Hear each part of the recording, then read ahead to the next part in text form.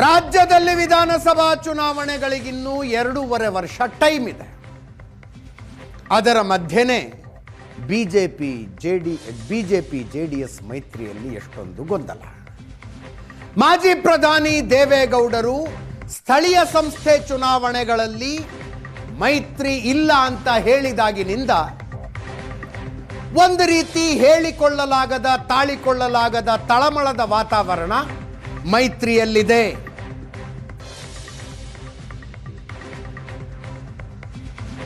ಕುಮಾರಸ್ವಾಮಿ ಅವರು ಮುಖ್ಯಮಂತ್ರಿ ಆಗುವ ಬಗ್ಗೆ ನಿಖಿಲ್ ಕುಮಾರಸ್ವಾಮಿ ಹೇಳಿಕೆ ಕೊಟ್ಟರು. ಅದಕ್ಕೆ ಪ್ರೀತಮ್ ಗೌಡ್ರ ಕೌಂಟರ್.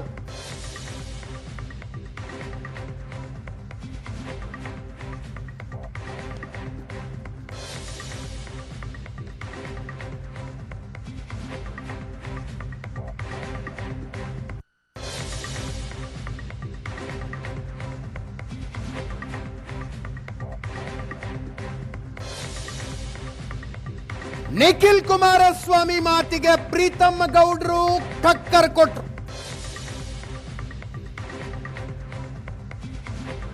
ಪ್ರೀತಮ್ ಗೌಡರು ಆಡಿದ ಮಾತುಗಳನ್ನ ಬಿಜೆಪಿ ಮುಖಂಡರು ಬಹಿರಂಗವಾಗಿ ಸಮರ್ಥನೆ ಮಾಡಿಕೊಳ್ಳಲಿಲ್ಲ. ಆದರೂ ವಿರೋಧಿಸುವುದು ಕಷ್ಟ ಅನ್ನೋ ಹಂಗಿದ್ವು ಆ ಮಾತುಗಳು.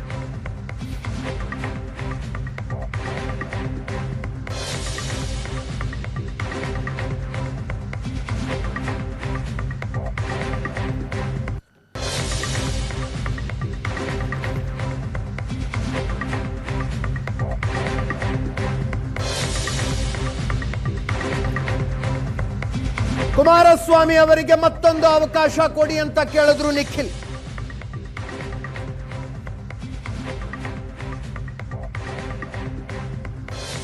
ಸಿಎಂ ಯಾರು ಅನ್ನೋ ಈಗ ಚರ್ಚೆ ಆಗೋದು ಬೇಡ ಅಂತ ಪ್ರೀತಮ್ ಗೌಡ್ರು ಹೇಳೋದು. ಹಾದಿ ಬೀದಿಲಿ ಅದನ್ನ ಚರ್ಚೆ ಮಾಡೋದಕ್ಕಾಗತ್ತಾ ಅಂತ ನಿಖಿಲ್ ಮತ್ತೊಮ್ಮೆ ಹೇಳಿ. ಹಾದಿ ಬೀದಿಯಲ್ಲಿ ಚರ್ಚೆ ಮಾಡಿದ್ದಕ್ಕೆ ನಾನು ಹೇಳಿದ್ದು ಅಂತ ಪ್ರೀತಮ್ ಗೌಡರ ಟಕ್ಕರ್. ಕೇಳಿಸ್ಕೊಳ್ಳಿ ಅವನ್ನೆಲ್ಲ. ಒಂದು ಮೈತ್ರಿ ರಾಷ್ಟ್ರೀಯ ಮಟ್ಟದಲ್ಲಿ ಆಗುವಂತ ವಿಚಾರ, ಕನಿಷ್ಠ 50% ಸೀಟು ಭಾರತೀಯ ಜನತಾ ಪಾರ್ಟಿಯ ಕಾರ್ಯಕರ್ತರಿಗೂ ಟಿಪಿ ಆಗಲಿ ZP ಬಿಟ್ಕೊಡ್ತು. ಅದ್ರ ತೀರ್ಮಾನ ಮಾಡೋದಕ್ಕೆ ಪ್ರೀತಮ್ ಗೌಡನ್ ಕೈ ಶಕ್ತಿ ಇಲ್ಲ, ಅಥವಾ ನಿಖಿಲ್ ಕುಮಾರಸ್ವಾಮಿ ಕೈ ಶಕ್ತಿ ಇಲ್ಲ. ರಾಜ್ಯದಲ್ಲಿ ವಾತಾವರಣ ತಿಳಿಯಾಗಿ ಅಲಯನ್ಸ್ ಒಳ್ಳೆ ರೀತಿಯಲ್ಲಿ ಆಗ್ಬೇಕು ಅಂತ ಹೇಳಿದ್ರೆ ಕಾರ್ಯಕರ್ತರು ಹೇಳ್ತಿದ್ದಾರೆ, ಜನ ಹೇಳ್ತಿದ್ದಾರೆ ಅವ್ರು ಮುಖ್ಯಮಂತ್ರಿ ಆಗ್ಬೇಕು, ಇವ್ರು ಮುಖ್ಯಮಂತ್ರಿ ಆಗ್ಬೇಕು ಅಂತ ಹೇಳಿಕೆ ಕೊಡೋದು ನಿಲ್ಸಿ. ಯಾರು ಕೂಡ ಅಧಿಕಾರ ಕೊಟ್ಟಿಲ್ಲ ಕ್ಯಾಂಡಿಡೇಟ್ ಯಾರು ಅಂತ ಹೇಳಲಿಕ್ಕೆ. ಅದು ನಿಖಿಲ್ ಕುಮಾರಸ್ವಾಮಿ ಅವರು ಹೇಳ್ಬೋದು, ಪ್ರೀತಮ್ ಗೌಡನಾದ್ರೂ ಹೇಳ್ಬೋದು. ಮಂಡ್ಯದಲ್ಲಿ ಕನಿಷ್ಠ 7ಕ್ಕೆ 3 ಬಿಜೆಪಿಗೆ ಸಿಗುತ್ತೆ. ಅದರಲ್ಲಿ KR ಕೂಡ ಒಂದಾಗಿರುತ್ತೆ. ನಾನು ಹೇಳ್ತೀನಿ, ಅದ್ರ ತೀರ್ಮಾನ ಮಾಡುವಂತ ಕೇಂದ್ರದ ನಾಯಕರು ಗೆಲುವಿನ ಮಾನದಂಡ ಆಗಿಟ್ಕೋಬೇಕು ಹೊರತು ನಮ್ಗೆ JDS ಸೀಟು ಈ ಮಾನದಂಡ ಆಗ್ಲಿಕ್ಕೆ ಹಾದಿ ಬೀದಿಲಿ ಚರ್ಚೆ ಮಾಡುವಂತ ವಿಚಾರನ ಇದು. ನಾನು ಈ ಪಕ್ಷದ ಸಾಮಾನ್ಯ ಕಾರ್ಯಕರ್ತ. ಇಂಥ ವಿಚಾರಗಳು ಹಾದಿ ಬೀದಿಯಲ್ಲಿ ಚರ್ಚೆ ಮಾಡ್ತಕ್ಕಂಥ ವಿಚಾರ ಅಲ್ಲ. ಅಂತ ಅನಿವಾರ್ಯತೆನೂ ಕೂಡ ಸೃಷ್ಟಿಯಾಗಿಲ್ಲ. ಗಟ್ಟಿಯಾಗಿ ಉಳ್ಕೋಬೇಕು ಈ ಅಲಯನ್ಸು, ಶಾಶ್ವತವಾಗಿ ಉಳ್ಕೋಬೇಕು. ಎರಡು ಪಕ್ಷದ ಕಾರ್ಯಕರ್ತರುಗಳ ಸಮ್ಮಿಲನ ಮತ್ತಷ್ಟು ಗಟ್ಟಿಯಾಗಬೇಕು ಅಂತಕ್ಕಂಥದ್ದು ನಿಮ್ಮಲ್ಲಿ ಏನಾರಿದ್ರೆ ಬನ್ನಿ, ಕೂತ್ಕೊಳ್ಳಿ. ಕುಮಾರಣ್ಣನ ಮನೆ ಬಾಗಿಲು ಯಾವಾಗಲೂ ಕೂಡ ನಿಮಗೆ ತೆರೆದಿರ್ತದೆ. ಕೂತ್ ಚರ್ಚೆ ಮಾಡುವ. ನನ್ನ ಚುನಾವಣೆಯ ಸೋಲಿನ ಮೇಲೆ ನನ್ನ ರಾಜಕಾರಣದ ನಾಯಕತ್ವ ಸೃಷ್ಟಿಯಾಗುತ್ತೋ ಅಥವಾ ಸೃಷ್ಟಿ ಆಗಿಲ್ವೋ ಅಂತಕ್ಕಂಥದ್ದು ನಿರ್ಣಯ ಆಗೋದಿಲ್ಲ. ಬಹಿರಂಗವಾಗಿ ಮಾತಾಡಬಾರ್ದು ಅಂತ ಅವ್ರ ಅಪೇಕ್ಷೆ ಇದೆ, ಅವರು ಬಹಿರಂಗವಾಗಿ ಮಾತಾಡಬಾರ್ದು ಅಂತ ನಮ್ಮ ಕಾರ್ಯಕರ್ತರ ಅಪೇಕ್ಷೆ ಇದೆ. ಹಾಗಾಗಿ ಈಗ ಅವ್ರಿಗೂ ಅರ್ಥ ಆಗಿದೆ, ನಮಗೂ ಅರ್ಥ ಆಗಿದೆ. NDA ನೇತೃತ್ವದಲ್ಲಿ ತೀರ್ಮಾನ ಆಗಂತ ಡೆಲ್ಲಿಲಿ ಯಾವುದೇ ಟಿಕೆಟ್ ವಿಚಾರನೂ ಮಾತಾಡಬಾರ್ದು, ಮುಖ್ಯಮಂತ್ರಿ ಯಾರು ಅನ್ನೋಂಥದ್ದು ಮಾತಾಡಬಾರ್ದು ಅನ್ನೋಂಥದ್ದು ಅವ್ರಿಗೂ ಮನವರಿಕೆ ಆಗಿದೆ, ನಮಗೂ ಗೊತ್ತಿತ್ತು.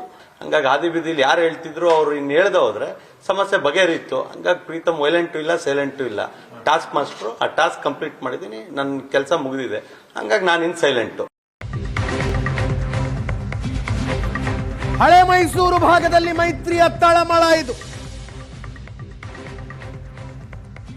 ಯಾವ್ಯಾವ ಜಿಲ್ಲೆಗಳಲ್ಲಿ ಯಾವ್ಯಾವ ಕ್ಷೇತ್ರಗಳಲ್ಲಿ ಬಿಜೆಪಿ JDSಗೆ ನೇರ ಹಣಾಹಣಿ ಇತ್ತು, ಆ ಜಿಲ್ಲೆಗಳಲ್ಲಿ ಆ ಕ್ಷೇತ್ರಗಳಲ್ಲಿ ಮೈತ್ರಿ ಹಿಂಗೆ ಮುಂದುವರೆದ್ರೆ ನಮ್ಮ ರಾಜಕೀಯ ಭವಿಷ್ಯ ಏನು ಅನ್ನೋ ಚಿಂತೆಯಲ್ಲಿ ನಾಯಕರುಗಳಿದ್ದಾರೆ.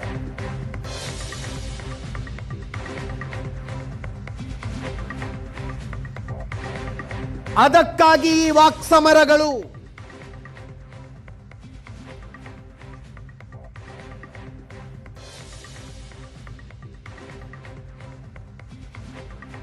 ಜೆಡಿಎಸ್ ನಾಯಕ ಮಾಜಿ ಶಾಸಕ ಕೆಎಸ್ ಲಿಂಗೇಶ್ ಅವರು ಹೇಳಿದ್ರು, ಬಿಜೆಪಿ ನಾಯಕರ ಎದುರು ಸ್ಪರ್ಧೆ ಮಾಡೋದಕ್ಕೂ ನಾವು ತಯಾರು ಅಂತ.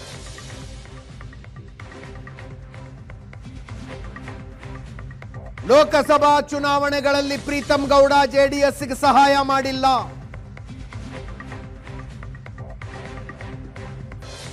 ನಗರಸಭೆ ಅಧ್ಯಕ್ಷ ಚುನಾವಣೆಯಲ್ಲೂ ಸಹಕಾರ ಕೊಡಲಿಲ್ಲ. ಅವರಿಗೆ ಜೆಡಿಎಸ್ ಮೇಲಿನ ಸಿಟ್ಟಿಗಿಂತ ದೇವೇಗೌಡರ ಕುಟುಂಬದ ಮೇಲಿನ ಸಿಟ್ಟು ಜಾಸ್ತಿ ಅಂತ.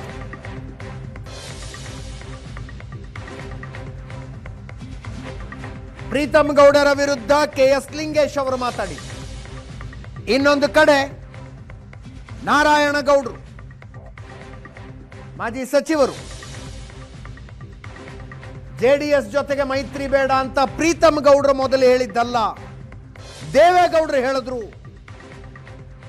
ಮೈತ್ರಿಗೆ ಗೌರವ ಕೊಡದೆ ಹೋದ್ರೆ ಸೆಟದ್ ನಿಲ್ಲಬೇಕಾಗತ್ತೆ ಅಂತ.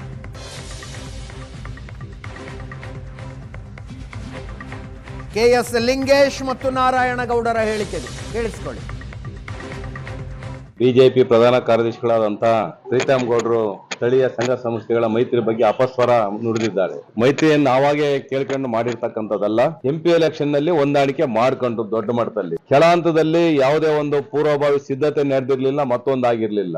ಹಾಗಾಗಿ ನಾವು ಎಂಪಿ ಎಲೆಕ್ಷನ್ ಹಾಸನ ತಾಲೂಕಲ್ಲಿ ನಮಗೆ ಬಿಜೆಪಿಯಿಂದ ನಮಗೆ ಯಾವುದೇ ಒಂದು ಸಹಾಯಸ್ತ ಸಹಕಾರ ಸಿಗ್ಲಿಲ್ಲ. ನಾವು ಮೈತ್ರಿ ಇಲ್ಲದೆ ಇದ್ರು ಸಹ ನಾವು ಚುನಾವಣೆ ಎದುರಿಸ್ತಕ್ಕಂಥ ಶಕ್ತಿ ನಮಗಿದೆ. ಅವರು ಪಕ್ಷಕ್ಕಿಂತ ಹೆಚ್ಚಾಗಿ ದೇವೇಗೌಡರ ಕುಟುಂಬನ ಅವರು ಟಾರ್ಗೆಟ್ ಮಾಡಿರ್ತಕ್ಕಂಥದ್ದು. ಮೈತ್ರಿಗೆ ಏನಾದ್ರು ಗೌರವ ಕೊಡದೇ ಇದ್ಮೇಲೆ ಅವ್ರ ವಿರುದ್ಧವಾಗಿ ನಾವು ಸೆರೆದಿದ್ದೇವೆ. ಹೈಕಮಾಂಡ್ ನಿರ್ದೇಶಿಸಬೇಕಾದ್ರೆ ನಾವು ಮೈತ್ರಿಗೂ ಸಿದ್ಧ, ವೈಯಕ್ತಿಕವಾಗಿ ತೆಗೆದುಕೊಂಡ್ರೆ ಅವರ ವಿರುದ್ಧನೂ ಸಹ ಹೋರಾಟ. ಜಿಲ್ಲೆನಲ್ಲಿ ಮೈತ್ರಿ ಬೇಡ ಅಂತ ಹೇಳ್ತಾ ಇರ್ತಕ್ಕಂಥದ್ದು ಪ್ರೀತಂ ಗೌಡ್ರು ಅಲ್ಲ, ಅವರ ಇಚ್ಛೆ ಇದು ಮೈತ್ರಿ ಬೇಡ ಅನ್ನೋದು. ಅದನ್ನ ಅವರು ರಾಜ್ಯ ನಾಯಕರುಗಳಿಗೆ ತಿಳಿಸಿದ್ದಾರೆ. ಅಂದ್ರೆ ಪ್ರೀತಂ ಗೌಡ್ರು ಕಂಡ್ರೆ ಅಷ್ಟೊಂದು ಭಯನ ನಿಮ್ಗೆ? ಲಿಂಗೇಶ್ ಅವರು ಮುಂದವರು ಹೇಳ್ತಾರೆ, ಕಾಂಗ್ರೆಸ್ಸಿಗೆ ಪ್ರೀತಂ ಗೌಡ್ರು ಕಾಲಿಟ್ಟಿದ್ದಾರೆ, ಒಂದು ಕಾಲ ಆಚೆ ಹಾಕವ್ರೆ. ಅವ್ರು ಕಾಂಗ್ರೆಸ್ಗೆ ಹೋಗುವಂತ ಗ್ರಾಚಾರ ಏನು ಬಂದಿಲ್ಲ. ಒಕ್ಕಲಿಗರ ನಾಯಕ ಬೆಳೆದ್ಬಿಡ್ತಾನೆ ನಾವು ಹಾಸನ ಜಿಲ್ಲೆನಲ್ಲಿ ತೆಗಿಬೇಕು ಅನ್ನೋ ತಂತ್ರಗಾರಿಕೆ ಇದು.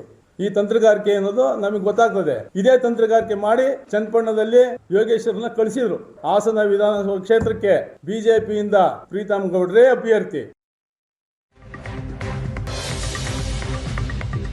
ಮಾಜಿ ಶಾಸಕ ಕೆಎಸ್ ಲಿಂಗೇಶ್ ಹಾಗೂ ಬಿಜೆಪಿ ರೈತ ಮೋರ್ಚಾ ಜಿಲ್ಲಾಧ್ಯಕ್ಷ, ಮಂಡ್ಯ ಜಿಲ್ಲಾಧ್ಯಕ್ಷ ನಾರಾಯಣಗೌಡರ ಹೇಳಿಕೆಗಳನ್ನು ನೋಡಿದ್ರು.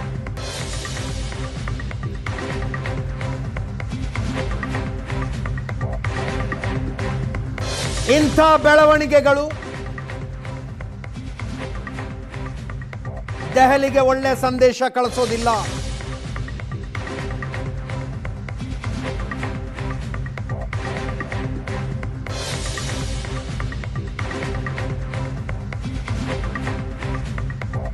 ಯಾರಿಂದ ಮೈತ್ರಿ ಧರ್ಮ ಪಾಲನೆ ಆಗ್ತಾ ಇಲ್ಲ ಅನ್ನುವುದನ್ನ ಅವಲೋಕನ ಮಾಡುವುದಕ್ಕೆ ಹೊರಟಿದೆ ರಾಜ್ಯ ಬಿಜೆಪಿ.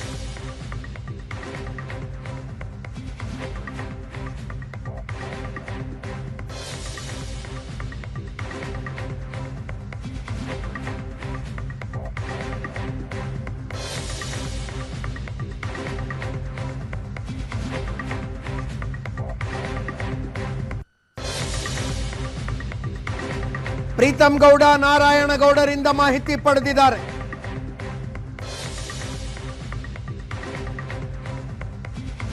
ಇಬ್ಬರು ಮಾಜಿ ಶಾಸಕರು ತಮ್ಮ ಹೇಳಿಕೆಗಳಿಗೆ ಕಾರಣಗಳನ್ನು ಕೊಟ್ಟಿದ್ದಾರೆ. ಎರಡೂ ಪಕ್ಷದವರ ಜವಾಬ್ದಾರಿ ಮೈತ್ರಿ ಧರ್ಮ ಪಾಲನೆ ಮಾಡುವುದು. ಅದನ್ನ ಜೆಡಿಎಸ್ ನಾಯಕರು ಮತ್ತೆ ಮತ್ತೆ ಮರೀತಾ ಇದ್ದಾರೆ. ಈ ಮೈತ್ರಿಯಿಂದ ಹೆಚ್ಚಿನ ಲಾಭ ಜೆಡಿಎಸ್ಗೆ ಹೊರತು ಬಿಜೆಪಿಗಲ್ಲ. ಮತ್ತೊಮ್ಮೆ ಕುಮಾರಸ್ವಾಮಿ ಅವರ ಕೈ ಹಿಡೀರಿ ಅಂತ ಹೇಳಿಕೆ ಕೊಡ್ತಾರೆ. ಇದು ಮೈತ್ರಿ ಧರ್ಮ ಪಾಲನೆನಾ ಅಂತ ಇಬ್ಬರು ಮಾಜಿ ಶಾಸಕರುಗಳ ಪ್ರಶ್ನೆ.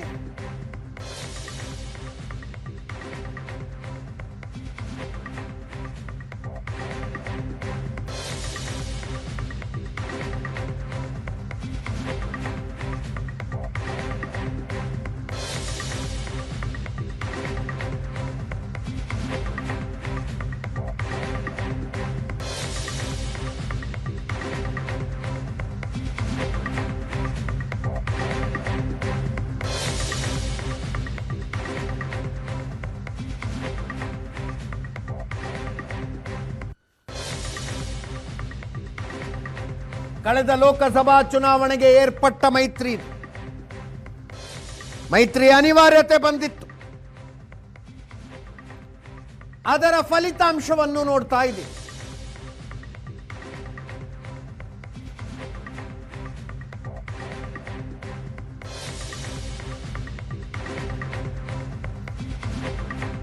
BJP 17, JDS 2, Congress 9. ಈ ಫಲಿತಾಂಶ ಬಂತು.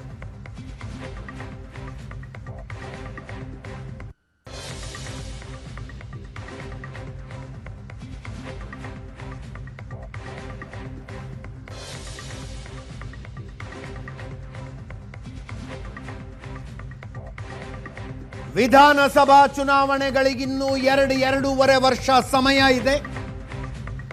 ಆಗಲೇ ದೋಸ್ತಿ ಫೈಟ್ ಶುರುವಾಗಿದೆ. ಇದಕ್ಕೆ ಕಾರಣ ಇನ್ನೇನು ಬರಲಿರುವ ತಾಲೂಕು ಪಂಚಾಯತ್, ಜಿಲ್ಲಾ ಪಂಚಾಯತ್ ಸೇರಿದಂತೆ ಸ್ಥಳೀಯ ಸಂಸ್ಥೆಗಳ ಚುನಾವಣೆ.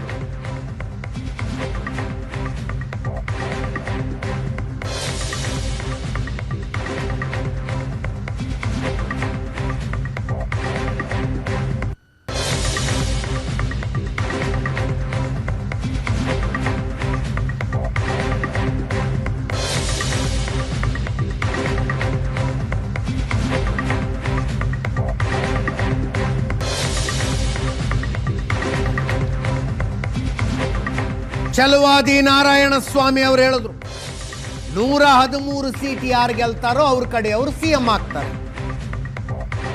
ಜೆಡಿಎಸ್ ಗೆದ್ರೆ ಅವ್ರು ಆಗ್ತಾರೆ, ನಾವು ಗೆದ್ರೆ ನಮ್ಮವ್ರು ಆಗ್ತಾರೆ. ಜೆಡಿಎಸ್ 113 ಸೀಟ್ ಗೆಲ್ಲಲಿ, ಬೇಡ ಅಂದವ್ರು ಯಾರು?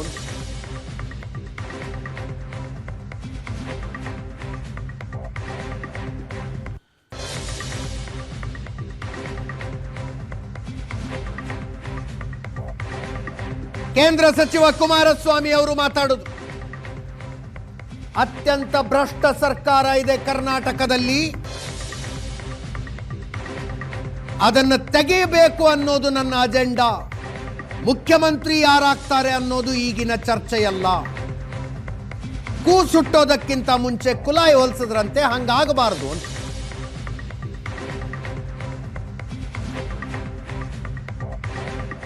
ಜನತಾದಳ 113 ಸೀಟ್ ಗೆದ್ರೆ ಅವ್ರು ಯಾರನ್ನ ಬೇಕಾದ್ರೂ ಮಾಡ್ಕೊಳ್ಬೋದು.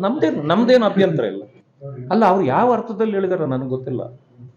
ಅದರಿಂದಾಗಿ ಅವ್ರು ಮುಖ್ಯಮಂತ್ರಿ ಆಗ್ತಾರೆ ಅಂತ ತಡೀಲಿಕ್ಕೆ ನಾವ್ಯಾರು? 113 ಸೀಟ್ ಗೆದ್ದವ್ರು ಯಾರು ಬೇಕಾದ್ರೂ ಚೀಫ್ ಮಿನಿಸ್ಟರ್ ಆಗ್ಬೋದು. ನೋಡ್ರಿ, ನಾವು 113 ಬಂದಾಗ ನಾವು ಮುಖ್ಯಮಂತ್ರಿ ಆಗ್ತೀವಿ. ಯಾರಿಗೂ ಯಾರೂ ಅನಿವಾರ್ಯ ಅಲ್ಲ. ಆದ್ರೆ ಸಂದರ್ಭ ಬಂದಾಗ ಮುಂದಾಗ್ತೇವೆ. ನೋಡಿ, ನಾವು ಪಾರ್ಲಿಮೆಂಟ್ನಲ್ಲಿ ಅಲಿಯನ್ಸ್ ಮಾಡ್ಕೊಂಡಿದ್ದೀವಿ.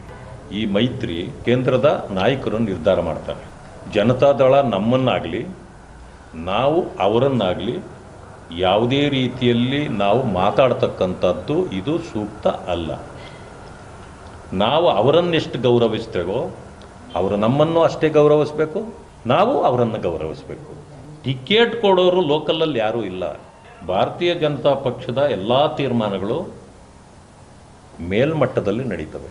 ಯಾವುದೋ ಸಣ್ಣ ಪುಟ್ಟ ಸಮಸ್ಯೆಗಳನ್ನು ಇಟ್ಕೊಂಡು ಸ್ಥಳೀಯವಾಗಿ ನಾವು ಹಾಗೇ ಇರ್ತೇವೆ, ಇವ್ರಿಗೆ ಟಿಕೆಟು ಅಂತ ಹೇಳ್ತಕ್ಕಂಥದ್ದು ಅವ್ರಿಗೂ ಅದು ಸರಿಯಾದ ಇದಲ್ಲ, ನಮಗೂ ಸರಿಯಾದ್ದಲ್ಲ. ಪ್ರೀತಮ್ ಗೌಡ್ರದ್ದೇ ಇರ್ಬೋದು, ಯಾರದೇ ಇರ್ಬೋದು, ಅವರ ಟಿಕೆಟನ್ನು ತೀರ್ಮಾನ ಮಾಡೋರು ವರಿಷ್ಠರೇ ಹೊರತು ಲೋಕಲ್ನವರಲ್ಲ. ಇವರು ತೀರ್ಮಾನದಂತೆ ಇಲ್ಲಿ ಯಾವುದೂ ನಡೆಯೋದಿಲ್ಲ. ಎರಡೂ ಪಕ್ಷದ ವರಿಷ್ಠರು ಕೂತ್ಕೊಂಡು ಆವತ್ತು ತೀರ್ಮಾನ ಮಾಡ್ತಾರೆ. ಅಂತ ಚುನಾವಣೆ ಈಗ ಯಾವುದೂ ಬಂದಿಲ್ಲ. ರಾಷ್ಟ್ರ ಮಟ್ಟದಲ್ಲಿ ಆಗ್ತಕ್ಕಂಥ ಮಾತುಗಳನ್ನು ಇಲ್ಲಿ ಮಾತಾಡಲಿಕ್ಕೆ ಯಾರಿಗೂ ಇದಿಲ್ಲ. Even I am not a person to answer this. ಯಾಕೆ ಅಂತಂದರೆ ನನಗೆ ಯಾವುದು ಆ ರೀತಿ ಅಧಿಕಾರವನ್ನು ನನ್ನ ಪಕ್ಷ ಕೊಟ್ಟಿಲ್ಲ. ಇವತ್ತಿನವರೆಗೂ 100 ಬಾರಿ ಹೇಳಿದ್ದೀನಿ, ಇಂಥ ಒಂದು ಭ್ರಷ್ಟ ಕೆಟ್ಟ ಸರ್ಕಾರ ತೆಗಿಬೇಕು ಅನ್ನೋದು ನನ್ನ ಅಭಿಪ್ರಾಯ. ಮುಖ್ಯಮಂತ್ರಿ ಆಗೋದು ಅದೆಲ್ಲ ಆಮೇಲೆ ಮುಂದಕ್ಕೆ. ನಾನು ಹೇಳಿರ್ತಕ್ಕಂಥದ್ದು, ಈ ರಾಜ್ಯದಲ್ಲಿ ಒಂದು ಉತ್ತಮವಾದಂಥ ಸರ್ಕಾರ, ಜನಪರವಾದಂಥ ನಿಜವಾದ ಜನತಾ ಸರ್ಕಾರ ಬರಬೇಕು ಅನ್ನೋದು ನನ್ನ ಅಭಿಪ್ರಾಯ. ಜನಗಳ ಭಾವನೆಗಳಿಗೆ ಸ್ಪಂದಿಸ್ತಕ್ಕಂಥ ಸರ್ಕಾರ ಬೇಕು. ಅದಕ್ಕಿಂತ ಭ್ರಷ್ಟ ಸರ್ಕಾರ ತೆಗಿಬೇಕು ಅನ್ನೋದು ನನ್ನ ಅಜೆಂಡಾ. ಇಲ್ಲಿ ಮುಖ್ಯಮಂತ್ರಿ ಯಾರಾಗ್ತಾರೆ ಇದೆಲ್ಲ ಇವತ್ತಿಲ್ಲ. ಕೂಲಿ ಅದೆಂಥದ್ದು ನಿಮ್ಮ ಗಾದೆ ಮಾತಾ ಇಲ್ವಾ, ಮಗು ಹುಟ್ಟೋದಕ್ಕಿಂತ ಕೂಸು ಹುಟ್ಟೋದಕ್ಕಿಂತ ಮುಂಚೆ ಕುಲಾವಿ ಹೊಲಿಸಿದ್ರು ಅಂತ ಹೇಳಿ. ಇಲ್ಲಿ ಪ್ರಶ್ನೆ ಇನ್ನೂ 2 ವರ್ಷ ಇದೆ, ಭಾಳ ಶ್ರಮ ಹಾಕೋದಿದೆ. ಇಲ್ಲಿ ಯಾರೋ 4 ಜನ ಮಾತಾಡೋದಕ್ಕೆಲ್ಲ ಉತ್ತರ ಕೊಟ್ಟರೆ ಬಹುಶಃ ಇಮ್ಮೆಚ್ಯೂರ್ ಅಂತಾರೆ ನನ್ನ ಅಭಿಪ್ರಾಯ. ನಮ್ಮ ಜೊತೆಗೆ ನಮ್ಮ ಪೊಲಿಟಿಕಲ್ ಬ್ಯೂರೋ ಚೀಫ್ ಆನಂದ ಬೈದನಮನೆ ಹಾಗೂ ಪೊಲಿಟಿಕಲ್ ಎಡಿಟರ್ ಪ್ರಶಾಂತ್ ನಾಥು ಇಬ್ಬರು ಕೂಡ ನೇರ ಸಂಪರ್ಕದಲ್ಲಿದ್ದಾರೆ. ಪ್ರಶಾಂತ್, ನ್ಯಾಚುರಲ್ ಅಲಯನ್ಸು ಅಂತಾರೆ ಇದಕ್ಕೆ. ಈ ನ್ಯಾಚುರಲ್ ಅಲಯನ್ಸ್ನಲ್ಲೇ ಹಿಂಗಿದೆ. ಇನ್ನು 2018ರ JDS ಕಾಂಗ್ರೆಸ್ ಅಲಯನ್ಸ್ನಲ್ಲಿ ಹಂಗ್ಯಾಕಾಯಿತು ಅನ್ನೋದು ಈಸಿಯಾಗಿ ಅರ್ಥ ಆಗುತ್ತೆ. ಸ್ಥಳೀಯ ಸಂಸ್ಥೆಗಳ ಚುನಾವಣೆ, is that the only reason ಈ ಪರಿ ಟಾಕ್ ಫೈಟ್ ಆಗ್ತಾ ಇರೋದಕ್ಕೆ? ಅದೇ ನನಗನ್ಸುತ್ತೆ ಇದೆಲ್ಲವೂ ಶುರುವಾಗಿದ್ದು ರೇವಣ್ಣವರು ಹಾಸನದ ಸಮಾವೇಶದಲ್ಲಿ ಪ್ರೀತಮ್ ಗೌಡ ಅವರನ್ನು ಕೆಣಕಿದಾಗ. ಅಲ್ಲಿವರೆಗೆ ಮಾಧ್ಯಮಗಳು ಕೂಡ ಇದಕ್ಕೇನು ಭಾಳ ಫೋಕಸ್ ಕೊಟ್ಟಿರಲಿಲ್ಲ. ರೇವಣ್ಣ ಅವರು ಹಾಸನದ JDSನ ಸಮಾವೇಶದಲ್ಲಿ ಉತ್ಸಾಹಿತರಾಗಿ ಪ್ರೀತಮ್ ಗೌಡರನ್ನು ಕೆಣಕಿದಾಗ ಪ್ರೀತಮ್ ಗೌಡ ಸ್ವಲ್ಪ ಔಟ್ ಆಫ್ ಫೋಕಸ್ ಇದ್ದರು. ಅವರು ಏಕಾಏಕಿ ಫೋಕಸ್ಡ್ ಆಗಿ JDS ವಿರುದ್ಧ ಮಾತನಾಡಲಿಕ್ಕೆ ಶುರು ಮಾಡಿದರು. ಹಳೆ ಮೈಸೂರು ಭಾಗದ ಮಂಡ್ಯ ಹಾಸನ ಜಿಲ್ಲೆಯ BJPಯ ಕಾರ್ಯಕರ್ತರು ಮತ್ತು ನಾಯಕರು JDS ಬಗ್ಗೆ ಮಾತನಾಡಬೇಕು ಅಂತಕ್ಕಂಥದ್ದನ್ನು ಶುರು ಮಾಡಿದಾಗ ಇದೊಂದು ಫೈಟ್ ಶುರು ಆಯಿತು. ನಿಖಿಲ್ ಕುಮಾರಸ್ವಾಮಿ ಅದಕ್ಕೆ ಉತ್ತರ ಕೊಡ್ತಾ ಬಂದರು. ಪ್ರೀತಮ್ ಗೌಡರಿಗೂ ಕೂಡ ಆಯ್ತಪ್ಪ, ಅವ್ರಿಗೊಂದು ಭಾಳ ಅಂದರೆ 2023ರ ಚುನಾವಣೆ ಸೋತ ನಂತರ ಪ್ರೀತಮ್ ಗೌಡರಿಗೂ ಒಂದು ಅವಕಾಶ ಸಿಕ್ಕಿರಲಿಲ್ಲ. ಅವರು ಕೂಡ ಅದನ್ನು ಚರ್ಚೆ ಮಾಡಲಿಕ್ಕೆ ಶುರು ಮಾಡಿದರು. ಅದು ಹೋಗಿ ಕೊನೆಗೆ ಇಲ್ಲ ಮುಖ್ಯಮಂತ್ರಿ ಯಾರು ಅಂತ. ಅಜಿತ್, 2026ರಲ್ಲಿ ನಾವಿದ್ದೀವಿ. ಇನ್ನೂ ಕಾಂಗ್ರೆಸ್ನ ಒಳಜಗಳ ಹೇಗೆ ಬಗೆಹರಿಯುತ್ತೆ ಅಂತಕ್ಕಂಥದ್ರ ಬಗ್ಗೆಯೇ ಇನ್ನೂ ಸ್ಪಷ್ಟತೆ ಇಲ್ಲ. ಕಾಂಗ್ರೆಸ್ನ ಒಳಜಗಳ ಬಗೆಹರಿದಾಗ BJPಯಲ್ಲಿ ಏನು ಮಾಡಬೇಕು ಮುಂದೆ ಅಂತಕ್ಕಂಥದ್ದನ್ನು BJP ಹೈಕಮಾಂಡ್ ಕಾಯ್ತಾ ಕುಳಿತಿದೆ. BJP ಹೈಕಮಾಂಡ್ಗೆ ಇರ್ತಕ್ಕಂಥದ್ದು ಮುಂದೆ 28ರ ನಾಯಕತ್ವ ಏನು, ಯಾರ್ದು? ಕರೆಕ್ಟ್. ಈಗ ವಿಜೇಂದ್ರ 26ರವರೆಗೆ ಅಬಾಧಿತರಾಗಿ ಮುಂದುವರಿತಾರೆ ಅಂತ ಅನ್ಕೋಣ. ಮುಂದೆ ಅವರನ್ನೇ ಕಂಟಿನ್ಯೂ ಮಾಡಬೇಕಾ, ಮಾಡಬಾರ್ದಾ? ಇದೆಲ್ಲವೂ ಪ್ರಶ್ನೆ ಬಗೆಹರಿಯೋದು BJP ಹೈಕಮಾಂಡ್ನಲ್ಲಿ. ಯಾವಾಗ ಕಾಂಗ್ರೆಸ್ನಲ್ಲಿ DK ಶಿವಕುಮಾರ್ ಮುಖ್ಯಮಂತ್ರಿ ಆಗ್ತಾರ, ಸಿದ್ದರಾಮಯ್ಯನವರು ಕುರ್ಚಿಯಿಂದ ಕೆಳಗಿಳಿಯಲ್ವಾ ಅನ್ನೋದ್ರ ಮೇಲೆ. ಯಾಕಂದರೆ OBC ವೋಟ್ಗಳನ್ನು ಸೆಳೆಯುವ ದೃಷ್ಟಿಯಿಂದ BJP ಯೋಚನೆ ಮಾಡ್ತಿದೆ ಏನು ಮಾಡಬೇಕು ಅನ್ನೋದು. ಹೀಗಿರುವಾಗ ಇದು ಏಕಾಏಕಿ ಮೀಡಿಯಾಗೆ ಬೈಟ್ ಕೊಡ್ತಕ್ಕಂಥ ಎರಡೂ ಪಕ್ಷಗಳ ನಿಖಿಲ್ ಮತ್ತು ಪ್ರೀತಮ್ರ ಇಬ್ಬರೂ ಚಾಳಿಯಿಂದಾಗಿ ಇದು ಒಂದು ವಿಚಿತ್ರವಾಗಿರ್ತಕ್ಕಂಥ ಹೈಪನ್ನು ತೆಗೆದುಕೊಂಡಿದೆ. ಅದರ್ವೈಸ್ ಇದರಲ್ಲಿ ನೋಡಿ, ಈಗ ಸ್ಥಳೀಯ ಸಂಸ್ಥೆಗಳ ಚುನಾವಣೆಯಲ್ಲಿ ಮೈತ್ರಿ ಮಾಡ್ಕೊಳ್ಬೇಕಾ ಬೇಡವಾ ಅಂತಕ್ಕಂಥದ್ದನ್ನು ಪಕ್ಷಗಳು ಕೂತ್ಕೊಂಡು ತೀರ್ಮಾನಿಸಬೇಕಾಗತ್ತೆ. ನೀವು ಈ ರೀತಿ ಈ ಕುಮಾರಸ್ವಾಮಿ ಕೇಂದ್ರದ ಸರ್ಕಾರದಲ್ಲಿ ಅವರು ಸಚಿವರಾಗಿದ್ದಾರೆ. ದೇವೇಗೌಡರು ಮತ್ತು ನರೇಂದ್ರ ಮೋದಿ ಆಗಾಗ ಭೇಟಿಯಾಗಿ ತಮ್ಮ ಒಂದು ಫ್ರೆಂಡ್ಲಿ ಬೋನ್ಹೋಮಿಯನ್ನು ತೋರಿಸ್ತಾ ಇರ್ತಾರೆ. ವಿಜೇಂದ್ರ ಮತ್ತು ಕುಮಾರಸ್ವಾಮಿ 2 ಪತ್ರಿಕಾಗೋಷ್ಠಿಗಳನ್ನು ಕೂಡ ಇಲ್ಲಿ ಬೆಂಗಳೂರಿನಲ್ಲಿ ನಡೆಸಿದ್ದಾರೆ. ಹೀಗಿರುವಾಗ ಮೈಸೂರು ಮತ್ತು ಮಂಡ್ಯ ಮತ್ತು ಹಾಸನವನ್ನು ಮಾತ್ರ ಗಮನದಲ್ಲಿಟ್ಕೊಂಡು BJP ಮತ್ತು JDSನವರು ಮಾಡ್ತಾ ಇರ್ತಕ್ಕಂಥ ತೂತು ಮ್ಯಾಮೆಗೆ ಯಾವುದೇ ಅರ್ಥನೇ ಇಲ್ಲ. ಅದೇ ಕುಮಾರಸ್ವಾಮಿನೇ ಹೇಳಿದ್ರಲ್ಲ, ಕೂಸುಟ್ಟೋಕೆ ಮೊದಲೇ ಕುಲಾವಿ ಅಂತಕ್ಕಂಥದ್ದು. ನೋಡಿ ಅಜಿತ್, ನೀವು ಪಾರ್ಟಿಯ ಪೊಸಿಷನ್ಸ್ಗಳನ್ನು ಎಂಡ್ ಆಫ್ ದ ಡೇ ನಾವು ಅರ್ಥ ಮಾಡ್ಕೊಳ್ಳೋಣ. BJP ಯಾವುದೇ ಕಾರಣಕ್ಕೂ ಕೂಡ, ಅದು ಹೈಕಮಾಂಡ್ ಇರ್ಬೋದು ಅಥವಾ ರಾಜ್ಯದ BJP ಇರ್ಬೋದು, ಅವ್ರು ಯಾಕೆ ಬಯಸ್ತಾರೆ JDS ಕಿಂಗ್ ಮೇಕರ್ ಆಗೋಕ್ಕೆ? ಆಬ್ವಿಯಸ್ಲಿ ಅಲ್ವಾ? ಹೌದು. ಅಂದರೆ ಅಧಿಕಾರಕ್ಕೆ ಅವ್ರು ಬರೋದು ಅಂತ ಅನ್ಕೋಣ, ಅಥವಾ ಬರೋದು ಅದು ಬಿಡಿ ಮುಂದಿಂದು. ಬಟ್ ಚುನಾವಣೆ ಸಂದರ್ಭದಲ್ಲಿ ಅವ್ರ ಫೋಕಸ್ ಇರುತ್ತೆ 113 ಹೋಗ್ಬೇಕು. ಯಾಕಂದರೆ JDS ಕಿಂಗ್ ಮೇಕರ್ ಆದ ದಿನ ಪದ್ಮನಾಭನಗರದಲ್ಲಿ ಮನೆ ಕಾಯಬೇಕಾಗತ್ತೆ. 2018ರಲ್ಲಿ ಏನಾಯಿತು ಅನ್ನೋದನ್ನು ಇಡೀ ದೇಶ ನೋಡಿದೆ. ಕಾಂಗ್ರೆಸ್ನವರು ಹೋಗ್ಬೇಕಂದ್ರು, BJPಯವರು ಹೋಗ್ಬೇಕಂದ್ರು. ಗುಲಾಂ ನಬಿ ಆಜಾದ್ ಮೊದಲೇ ದೇವೇಗೌಡರ ಜೊತೆ ಮಾತಾಡಿದ್ರಿಂದ ಅಲ್ಲಿ ಕಾಂಗ್ರೆಸ್ ಮತ್ತು JDSನ ಸರ್ಕಾರ ಸ್ಥಾಪನೆ ಆಯಿತು. ಹೀಗಾಗಿ ಲೋಕಸಭಾ ಚುನಾವಣೆಯ ಮೈತ್ರಿ ಬೇರೆ. At any point of time BJP ಮತ್ತು JDSನ ಮೈತ್ರಿ ನನಗನ್ಸುತ್ತೆ ವಿಧಾನಸಭಾ ಚುನಾವಣೆಯಲ್ಲಿ ಕಷ್ಟ ಇದೆ, ಸಾಧ್ಯ ಇಲ್ಲ ಅದು. ಯಾಕಂತಂದರೆ ಒಂದು ವೇಳೆ JDSನ್ನು ಕಿಂಗ್ ಮೇಕರ್ ಮಾಡಲಿಕ್ಕೆ BJP ಹೋದರೆ 2004ರಲ್ಲಿ ಏನಾಯಿತು, 2018ರಲ್ಲಿ ಏನಾಯಿತು, ಅದರ ಪುನರಾವರ್ತನೆ ಆಗುತ್ತೆ. ಹೀಗಾಗಿ ಮೈತ್ರಿ ಆಗೋದೇ ಡೌಟ್ ಇರುವಾಗ ಮುಖ್ಯಮಂತ್ರಿ ಯಾರಾಗ್ತಾರೆ ಅಂತಕ್ಕಂಥದ್ದರ ಚರ್ಚೆ ಈಗ ನಿಖಿಲ್ ಕುಮಾರಸ್ವಾಮಿ ಮತ್ತು ಪ್ರೀತಮ್ ಗೌಡ ಆರಂಭಿಸಿರ್ತಕ್ಕಂಥದ್ದು ಮೀಡಿಯಾ ಅಟೆನ್ಷನ್ಗೆ ಅನಿಸುತ್ತೆ ಹೊರತು ಅದರಲ್ಲೇನು ಬೇರೆ ಕಾಣ್ತಾ ಇಲ್ಲ. ಒಂದು ವೇಳೆ ಡಿ ಕೆ ಶಿವಕುಮಾರ್ ಮುಖ್ಯಮಂತ್ರಿ ಆಗ್ತಾರಾ, ಮುಖ್ಯಮಂತ್ರಿ ಆಗಲ್ವೋ, ಆಗ ಜೆ ಡಿ ಎಸ್ನ ಸ್ಥಿತಿಗತಿ ಏನಿರುತ್ತೆ, ಇವೆಲ್ಲವೂ ದಿಸ್ ಆರ್ ಆಲ್ ಇಂಟರ್ಕನೆಕ್ಟೆಡ್. ಕರ್ನಾಟಕದ ರಾಜಕಾರಣ ನಾವು ಅನೇಕ ಬಾರಿ ಚರ್ಚೆ ಮಾಡಿದ್ದೀವಿ ಅಜಿತ್, ನಾನು ನೀವು ಪಾರ್ಟಿ ರೌಂಡ್ಸಲ್ಲಿ. ಹೌದು ಹೌದು. ಕರ್ನಾಟಕದ ರಾಜಕಾರಣ ಒಂದು ಮಗ್ಗುಲು ಹೊಳ್ಳಿಕ್ಕೆ ತಯಾರಾಗಿದೆ. ಪ್ಯಾರಡೈಮ್ ಶಿಫ್ಟ್ ಅಂತ ಇಂಗ್ಲೀಷ್ನಲ್ಲಿ ಏನಂತಾರೆ, ಆ ಮಗ್ಗುಲು ಹೊಳ್ಳಿಕ್ಕೆ ತಯಾರಾಗಿದೆ. ವೋಟ್ ಬ್ಯಾಂಕ್ ಇರ್ಬೋದು, ಲೀಡರ್ಶಿಪ್ ಇರ್ಬೋದು, ಕಾಸ್ಟ್ ಕ್ಯಾಲ್ಕುಲೇಟ್ಸ್ ಇರ್ಬೋದು, ಎಲ್ಲವೂ ಕೂಡ ಬದಲಾಗತ್ತೆ, ಪ್ರೊವೈಡೆಡ್ ಕಾಂಗ್ರೆಸ್ನಲ್ಲಿ ಏನಾಗುತ್ತೆ ಅನ್ನೋದರ ಆಧಾರದ ಮೇಲೆ. ಎಸ್. ಹೀಗಾಗಿ ನನಗನ್ಸುತ್ತೆ BJP ಈಗ BJP JDSನವ್ರ ನಡುವೆ ಲೆಜಿಸ್ಲೇಟಿವ್ ಅಂಡರ್ಸ್ಟ್ಯಾಂಡಿಂಗ್ ಇದೆ, BJP JDSನವ್ರ ನಡುವೆ ಮೇಲ್ಗಡೆ ಅಂಡರ್ಸ್ಟ್ಯಾಂಡಿಂಗ್ ಇದೆ. ಮಾಧ್ಯಮ ಸೇರಿದಂತೆ ಯಾರೂ ಕೂಡ ನಿಮ್ಗೆ ಬಯಸ್ತಾ ಇಲ್ಲ ಕೆಳಗಡೆ ಅಂಡರ್ಸ್ಟ್ಯಾಂಡಿಂಗೇ ಮಾಡ್ಕೊಳ್ಳಿ ಅಂತ. ಯಾಕಂದರೆ ಕಾರ್ಯಕರ್ತರ ಚುನಾವಣೆಯಲ್ಲಿ ನಿಮ್ಗೆ ಅಂಡರ್ಸ್ಟ್ಯಾಂಡ್ ಮಾಡ್ಕೊಳ್ಳಿ ಅಥವಾ ಮಾಡಬೇಡಿ ಅಂತಕ್ಕಂಥದ್ದು ಡಿಪೆಂಡ್ ಆಗೋದು ಕೆಳಗಡೆ ಏನು ಪರಿಸ್ಥಿತಿ ಇದೆ ಅನ್ನೋದ್ರ ಮೇಲೆ. ಈಗ ತುಮಕೂರಿನಲ್ಲಿ ಸೋಮಣ್ಣ ಇದ್ದಾರಪ್ಪ, ಸೋಮಣ್ಣಗೆ JDS ಬೇಕು, ಅವ್ರು ಅಂಡರ್ಸ್ಟ್ಯಾಂಡಿಂಗ್ ಮಾಡ್ಕೊಂಡು ಬಿಡ್ಬೋದು. ಹೌದು. ಕೋಲಾರದಲ್ಲಿ BJPಗೆ ಏನು ಭಾಳ ದೊಡ್ಡ ಬೇಸ್ ಇಲ್ಲ, ಕೋಲಾರದಲ್ಲಿ BJP JDS ಅಂಡರ್ಸ್ಟ್ಯಾಂಡಿಂಗ್ ಆಗಿಬಿಡ್ಬೋದು. ಪ್ರಶ್ನೆ ಎಲ್ಲಿ ಬರುತ್ತೆ? ರಾಮನಗರ, ಮಂಡ್ಯ, ಹಾಸನ. ಯಾಕಂದರೆ ರಾಮನಗರದಲ್ಲಿ JDSಗೆ ಒಂದು ದೊಡ್ಡ ಬೇಸ್ ಇದೆ ಕೆಳಗಡೆ. ಪ್ರಶ್ನೆ ಎಲ್ಲಿ ಬರುತ್ತೆ? ಮಂಡ್ಯದಲ್ಲಿ ಬರುತ್ತೆ. ಮಂಡ್ಯದಲ್ಲಿ ಸ್ವತಃ ಕುಮಾರಸ್ವಾಮಿ ಸಂಸದರಾಗಿದ್ದಾರೆ. ಹೌದು. ಹೀಗಾಗಿ ಅವರು ಸಂಸದರಾಗಿರುವಾಗ ಉಳಿದವ್ರನ್ನ ಒಳಗೆ ಬಿಟ್ಕೊಳ್ಳಿಕ್ಕೆ ಅವ್ರಿಗೆ ಸುಮಲತಾ ಮತ್ತು ದೇವೇಗೌಡರ ಕುಟುಂಬದ ನಡುವೆ 2019 ಲೋಕಸಭಾ ಚುನಾವಣೆಯಲ್ಲಿ ಏನಾಯಿತು ಅನ್ನೋದನ್ನು ಇಡೀ ರಾಜ್ಯ ನೋಡಿದೆ. ಹೌದಲ್ಲ. ಹೀಗಾಗಿ ಅಲ್ಲಿ ಅವರು ಇಂಡೋಳು, ಸಚ್ಚಿದಾನಂದ ಇವ್ರನ್ನೆಲ್ಲ ಒಳಗಡೆ ಕುಮಾರಸ್ವಾಮಿ ಬಿಟ್ಕೊಳ್ಳಿಕ್ಕೆ ಒಪ್ಪಲಿಕ್ಕಿಲ್ಲ. ಆಗ ಅವ್ರು ಏನು ಮಾಡ್ತಾರೆ ಅಂತಕ್ಕಂಥದ್ದು ನೋಡ್ಬೇಕು. ಒಂದು ವೇಳೆ ಮೈತ್ರಿ ಆದರೆ ಹೇಳ್ತಿದ್ದೀನಿ, ಹಾಸನ ರೇವಣ್ಣ ಮತ್ತು ಪ್ರೀತಮ್ ಗೌಡ ನಡುವೆ ಯಾವತ್ತೂ ಮೈತ್ರಿ ಆಗ್ಲಿಕ್ಕೆ ಸಾಧ್ಯ ಇಲ್ಲ. ಕರೆಕ್ಟ್. ಹೀಗಿರುವಾಗ 2-3 ಜಿಲ್ಲೆಗಳ ಸಮಸ್ಯೆಯನ್ನು ಇಟ್ಕೊಂಡು BJP ಮತ್ತು JDSನವರು ತೂತು ಮೇಮೆ ಅಂತ ಇರ್ತಕ್ಕಂಥದ್ದು ಪ್ರಾಯಶಃ ನನಗನ್ಸುತ್ತೆ ಅನ್ವಾಂಟೆಡ್. ಅದನ್ನು ರಾಜ್ಯ ನಾಯಕತ್ವ ಮತ್ತು ರಾಷ್ಟ್ರೀಯ ನಾಯಕತ್ವ ಕೂಡ ಕರ್ಬ್ ಮಾಡ್ಬೋದಿತ್ತು. ಆ ಮೈತ್ರಿ ಆಗತ್ತೋ ಇಲ್ವೋ ಅಂತಕ್ಕಂಥದ್ದು ಸ್ಥಳೀಯವಾಗಿ ನಿರ್ಧಾರ ಆಗಬೇಕಾಗಿರ್ತಕ್ಕಂಥ ವಿಷಯ. 2028 ಪಿಕ್ಚರೇ ಇನ್ನೂವರೆಗೂ ಕೂಡ ಯಾವುದೇ ಸ್ಪಷ್ಟ ಇರದೇ ಇದ್ದಾಗ 2028 ಪಿಕ್ಚರ್ ಸ್ಥಳೀಯ ಸಂಸ್ಥೆಗಳು ಅಂದರೆ ತಾಲೂಕ್ ಪಂಚಾಯತ್, ಜಿಲ್ಲಾ ಪಂಚಾಯತ್ ಎಲೆಕ್ಷನ್ ಇನ್ನೇನು ಬರ್ತಾವಲ್ಲ, ಅದರ ಚರ್ಚೆ ಅಲ್ಲವಾ ಇದು ಅಂತ ಆ ಪ್ರಶ್ನೆಗೆ ಉತ್ತರ ತಗೊಳ್ತೀನಿ. ಎಲೆಕ್ಷನ್ಗಿನ್ನೂ 2 ವರ್ಷದ ಮೇಲೆ ಟೈಮ್ ಇದೆ, ವಿಧಾನಸಭಾ ಎಲೆಕ್ಷನ್ಗೆ. ಆಗಲೇ BJP JDS ಮೈತ್ರಿಯಲ್ಲಿ ಇಂಥ ಮಾತುಗಳು ಬರೋದಕ್ಕೆ ಶುರುವಾಗಿದ್ದಾವೆ. ಕೂಸು ಹುಟ್ಟೋದಕ್ಕಿಂತ ಮುಂಚೆ ಕುಲಾವಿ ಹೊಲಿಸಿದ್ರಂತೆ ಹಂಗಾಯ್ತಿದು ಅಂತ ಕುಮಾರಸ್ವಾಮಿ ಅವರು ಹೇಳಿದ್ರು. ಹೌದು, ವಿಧಾನಸಭಾ ಚುನಾವಣೆಗಳನ್ನು ಗಮನದಲ್ಲಿಟ್ಕೊಂಡ್ರೆ ಕೂಸು ಹುಟ್ಟೋದಕ್ಕಿಂತ ಮುಂಚೆ ಕುಲಾವಿ ಹೊಲಿಸ್ದಂಗೆ. ಆದರೆ ತಾಲೂಕ್ ಪಂಚಾಯತ್, ಜಿಲ್ಲಾ ಪಂಚಾಯತ್ ಸೇರಿದಂತೆ ಸ್ಥಳೀಯ ಸಂಸ್ಥೆಗಳ ಚುನಾವಣೆಗಳು ಬರ್ತಾ ಇದ್ದಾವಲ್ಲ, ಅದನ್ನು ಗಮನದಲ್ಲಿಟ್ಕೊಂಡು ಈ ಟಾಕ್ ಫೈಟ್ ನಡೀತಿಲ್ವಾ? ನಮ್ಮ ಜೊತೆಗೆ ಆನಂದ್ ಬೈದನಮನೆ, ಪ್ರಶಾಂತ್ ನಾಥ್ ಇಬ್ಬರು ಇದ್ದಾರೆ. ಆನಂದ್ ಅವರಿಗೆ ಈ ಪ್ರಶ್ನೆ ಕೇಳ್ತಾ ಇದ್ದೀನಿ. ಎಸ್ ಆನಂದ್.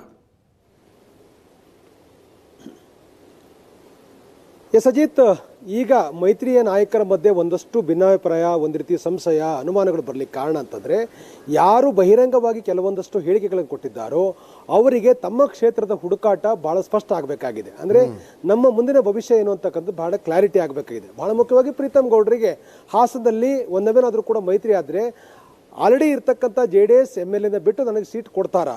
ಎಸ್.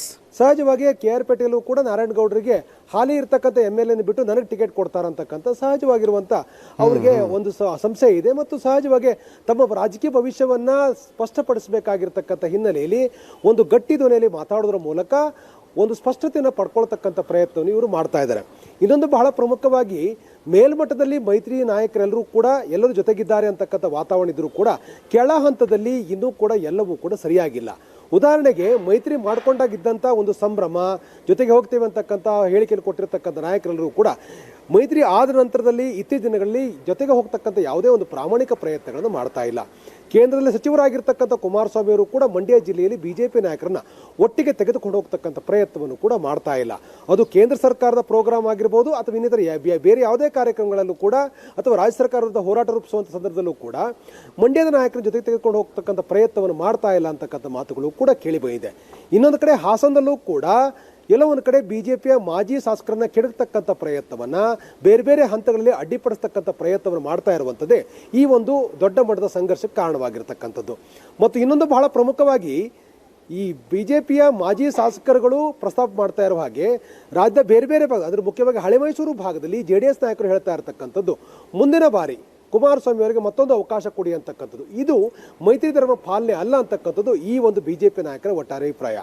ಮತ್ತು ಮೈತ್ರಿಯಿಂದಾಗಿ ಬಿಜೆಪಿಗೆ ದೊಡ್ಡ ಮಟ್ಟದ ಲಾಭ ಆಯಿತು ಅಂತ ಹೇಳಿ ಒಂದು ಅಜೆಂಡಾ ಸೆಟ್ ಮಾಡುವಂಥ ಪ್ರಯತ್ನಗಳನ್ನು ಮಾಡಲಾಗ್ತಾ ಇದೆ.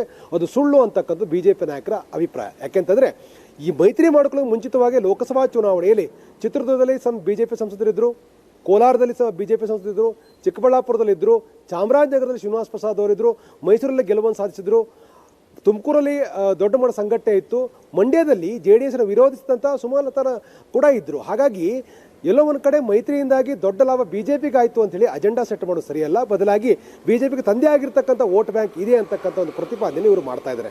ಇನ್ನೊಂದು ಬಹಳ ಪ್ರಮುಖವಾಗಿ ಯಾವುದೇ ಒಂದು ಸರ್ಕಾರದ ಹೋರಾಟ ರೂಪಿಸುವ ಸಂದರ್ಭದಲ್ಲಿ ಬಿಜೆಪಿ ನಾಯಕರು ಕನ್ಸಿಡರ್ ಮಾಡ್ತಾ ಇಲ್ಲ ಅಂತಕ್ಕಂಥದ್ದು ದೊಡ್ಡ ಮಟ್ಟದ ಆಕ್ರೋಶಕ್ಕೆ ಕಾರಣ ಆಗಿದೆ. ಯಾಕೆಂತಂದ್ರೆ ನಾವು ಗಮನಿಸಬಹುದು, ಪ್ರಶಾಂತ್ ಅಂತ ಹೇಳ್ತಾ ಇದ್ರು, ಜೊತೆಗೆ ಪ್ರೆಸ್ ಕಾನ್ಫರೆನ್ಸ್ಗಳನ್ನು ಮಾಡಿದ್ರು ಕುಮಾರಸ್ವಾಮಿ, ವಿಜೇಂದ್ರ ಅಂತೇಳಿ.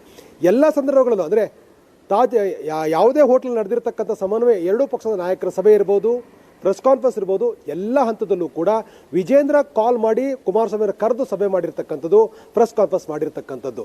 ಆದರೆ ಯಾವುದೇ ಹಂತದಲ್ಲೂ ಕೂಡ ಕುಮಾರಸ್ವಾಮಿ ಅವರು ಇನಿಷಿಯೇಟಿವ್ ತೆಗೆದುಕೊಂಡು ಈ ಸರ್ಕಾರದ ಯಾವುದೋ ಒಂದು ಹೋರಾಟ ಮಾಡಬೇಕು, ಯಾವುದೇ ರೀತಿಯ ಸದನದ ಒಳಗಡೆ ಯಾವ ರೀತಿ ಹೋರಾಟ ಮಾಡಬೇಕು ಅನ್ನೋ ಬಗ್ಗೆ ಒಂದು ಪ್ಲಾನ್ ಆಫ್ ಆಕ್ಷನ್ಗಳು ಸಿದ್ಧಪಡಿಸುವ ವಿಚಾರದಲ್ಲಿ ಕುಮಾರಸ್ವಾಮಿ ಅವರು ಅಷ್ಟು ಆಸಕ್ತಿಯಿಂದ ಕೆಲಸ ಮಾಡಿಲ್ಲ ಅಂತಕ್ಕಂಥ ಆರೋಪವನ್ನು ಬಿಜೆಪಿಯ ಮಾಜಿ ಶಾಸಕರು ಹೇಳ್ತಾ ಇರುವಂಥದ್ದು.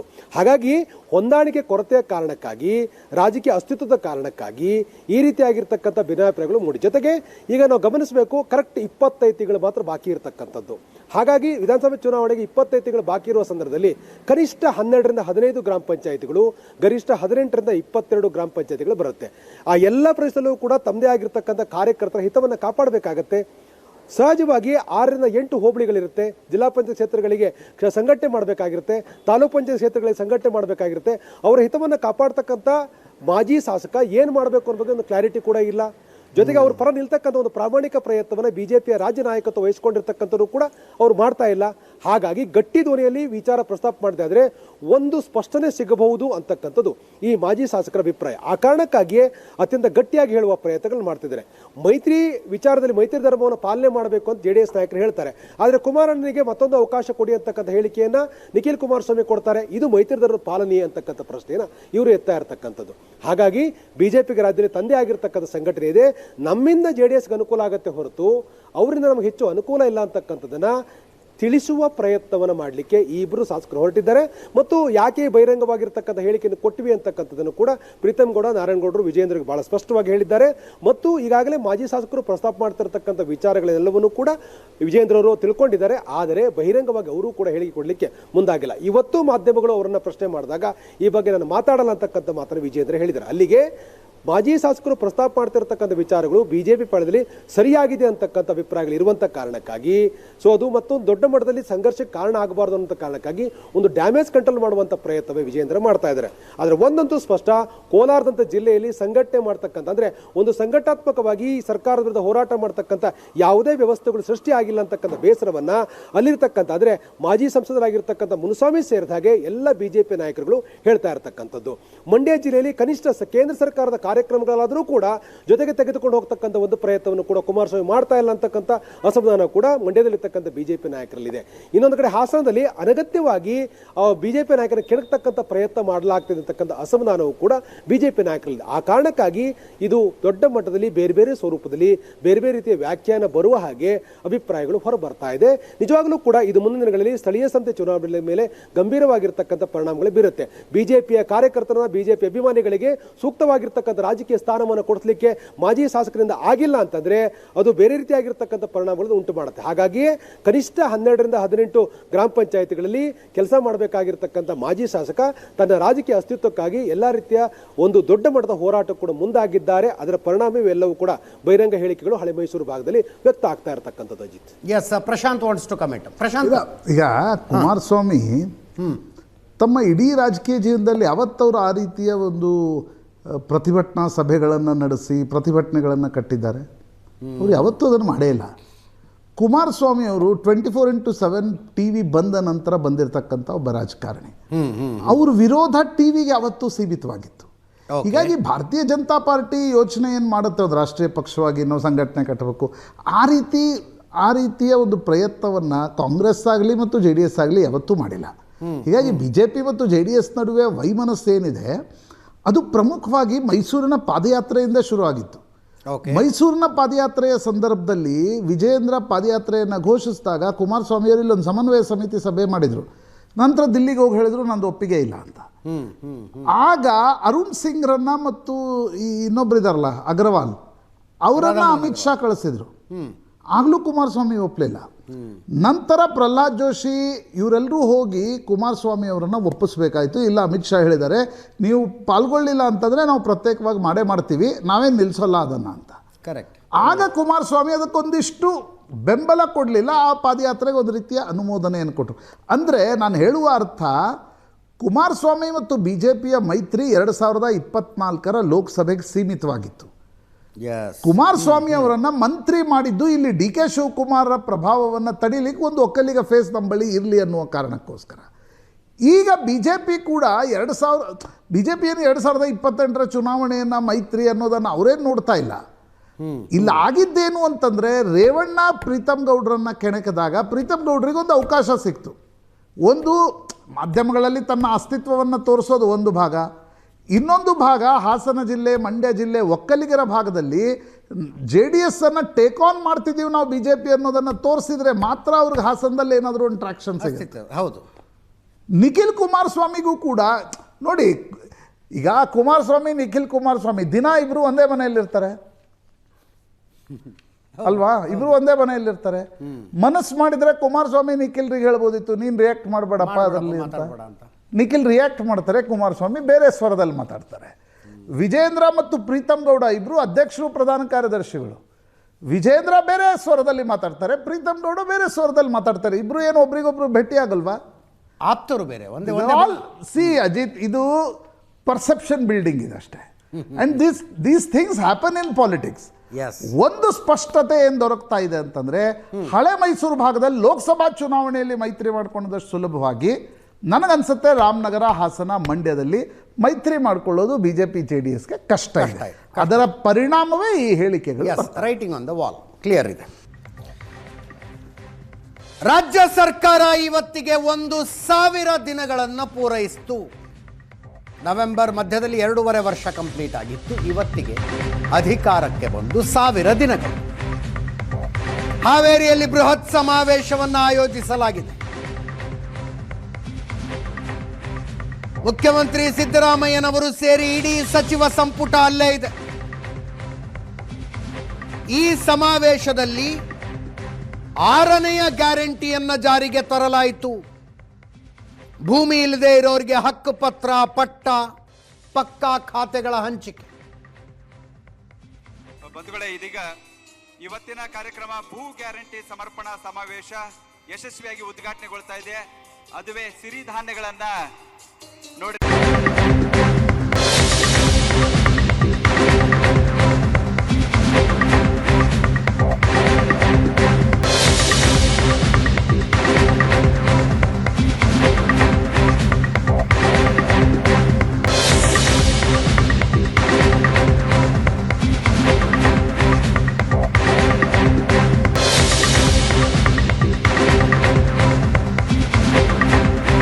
ನೂರ 36 ಸ್ಥಾನಗಳನ್ನ ಕಾಂಗ್ರೆಸ್ ಪಕ್ಷ ಪಡೆದು ಇವತ್ತು ಅಧಿಕಾರದಲ್ಲಿ ಇದೆ ಅಂತಕ್ಕಂಥ ಮಾತುಗಳನ್ನ ಹೇಳಲಿಕ್ಕೆ ಬಯಸ್ತಾ ಇದ್ದೇನೆ. ನಾವು 20/5/2023 ಅಧಿಕಾರಕ್ಕೆ ಬಂದು ಈಗಾಗಲೇ 2 ವರ್ಷ 9 ತಿಂಗಳಾಗ್ತಾ ಬಂದಿದೆ. ನಾವು ಏನು ಮಾತು ಕೊಟ್ಟಿದ್ದೋ ಚುನಾವಣಾ ಸಂದರ್ಭದಲ್ಲಿ ಆ ಮಾತುಗಳನ್ನು ಈಡೇರಿಸತಕ್ಕಂಥ ಪ್ರಾಮಾಣಿಕ ಪ್ರಯತ್ನವನ್ನ ಮಾಡ್ತಾ ಇದ್ದೇವೆ ಅಂತ ಹೇಳಿದ್ರೆ ಅದು ಅತಿಶಯೋಕ್ತಿ ಆಗಲಾರದು ಅಂತಕ್ಕಂಥ ಮಾತುಗಳನ್ನು ಹೇಳಲಿಕ್ಕೆ ನಾನು ಇಚ್ಛೆ ಪಡ್ತಾ ಇದ್ದೇನೆ. ನಾವು 590 ಭರವಸೆಗಳನ್ನು ಚುನಾವಣಾ ಪೂರ್ವದಲ್ಲಿ ಕೊಟ್ಟಿದ್ದು. ಈ 590 ಭರವಸೆಗಳಲ್ಲಿ 243 ಭರವಸೆಗಳನ್ನು ಈಡೇರಿಸಿದ್ದೇವೆ ಅಂತಕ್ಕಂಥ ಮಾತುಗಳನ್ನು ಹೇಳಲಿಕ್ಕೆ ನನಗೆ ಬಹಳ ಹೆಮ್ಮೆ ಅನ್ನಿಸ್ತದೆ. 2013ರಿಂದ 2018ರವರೆಗೆ ನಾವು ಅಧಿಕಾರದಲ್ಲಿ ಇದ್ದೋ. ಆ ಅಧಿಕಾರದಲ್ಲಿ ಇದ್ದಾಗ 165 ಭರವಸೆಗಳನ್ನು ಕೊಟ್ಟಿದ್ದೋ. ಭರವಸೆಗಳಲ್ಲಿ 158 ಭರವಸೆಗಳನ್ನು ಈಡೇರಿಸಿದ್ದೇವೆ. ನಾವು ನುಡಿದಂತೆ ನಡೆದಿದ್ದೇವೆ. ರಾಜಕಾರಣದಲ್ಲಿ ಧರ್ಮ ಇರಬೇಕು, ಧರ್ಮದಲ್ಲಿ ರಾಜಕಾರಣ ಇರಬಾರದು. ನಾನು ಉಳೋನ್ಗೆ ಭೂಮಿ ವಿಚಾರ ಹೇಳಿದೆ. ಏನಾದ್ರು ಬಿಜೆಪಿ ಕೊಟ್ಟಿದ್ದ ಇದನ್ನ? ದೇವರಾಜ ಅರಸರ ಕಾಲದಲ್ಲಿ ಇಂದಿರಾ ಗಾಂಧಿ ಅವರು ಕಾಂಗ್ರೆಸ್ ಸರ್ಕಾರ ಕೊಡ್ತು. ಇವತ್ತು ನರೇಗಾ ಕಾರ್ಯಕ್ರಮ, ಉದ್ಯೋಗ ಭರವಸೆ ಯೋಜನೆ, ಒಂದೊಂದು ಪಂಚಾಯಿತಿಲಿ 1 ರಿಂದ 2 ಕೋಟಿ ರೂಪಾಯಿ ವರ್ಷಕ್ಕೆ ಕೆಲಸ ಮಾಡುವಂತ ಕಾರ್ಯಕ್ರಮ ಕೊಟ್ಟು, ಇನ್ನು ಮುಂದಕ್ಕೆ ಸಾಧ್ಯನಾ? ಬಸವರಾಜ ಬೊಮ್ಮಾಯಿ ಅವರೇ, ಇವತ್ತು ಏನು ನಮ್ಮ ಧಾರವಾಡ MP ಅವರಿಬ್ಬರಿಗೂ ಕೇಳ್ತಾ ಇದ್ದೀನಿ, ನಿಮ್ಮ ಕೈಲಿ, ನಿಮ್ಮ ಪಂಚಾಯತಿ ಇರೋ ಕೈಲಿ ಈ ಕಾನೂನನ್ನ ತೆಗೆದುಕೊಂಡು ಮೊನ್ನೆ ಈ ಉದ್ಯೋಗ ಖಾತ್ರಿ ಯೋಜನೆ ಈ ರಾಜ್ಯದಲ್ಲಿ ಮತ್ತೆ ನೀವು ಮಾಡಲಿಕ್ಕೆ ಸಾಧ್ಯ ಇಲ್ಲ. ಈ ಕಾರ್ಯಕ್ರಮವನ್ನು ಸಾಯಿಸಿದಿರಿ, ಮಹಾತ್ಮ ಗಾಂಧೀಜಿಯವ್ರನ್ನ ಕೊಂದಿದ್ದೀರಿ, ಅವ್ರ ಹೆಸರನ್ನ ಮುಗಿಸಿದಿರಿ ಅನ್ನೋ ಮಾತನ್ನ ಈ ಸಂದರ್ಭದಲ್ಲಿ ಹೇಳಲಿಕ್ಕೆ ನನಗೆ ಇಂಟ್ರೆಸ್ಟಿಂಗ್ಲಿ ಈ ಮಾದರಿಯ ಬಹುತೇಕ ಎಲ್ಲ ಸಮಾವೇಶಗಳಿಗೆ AICC ಅಧ್ಯಕ್ಷ ಮಲ್ಲಿಕಾರ್ಜುನ ಖರ್ಗೆ ಅವರು ಬರ್ತಿದ್ರು. ಇವತ್ತು ಅವರೂ ಸೇರಿದಂತೆ ರಾಷ್ಟ್ರ ಮಟ್ಟದ ಕಾಂಗ್ರೆಸ್ ನಾಯಕರು ಯಾರೂ ಇಲ್ಲಿ ಇರಲಿಲ್ಲ.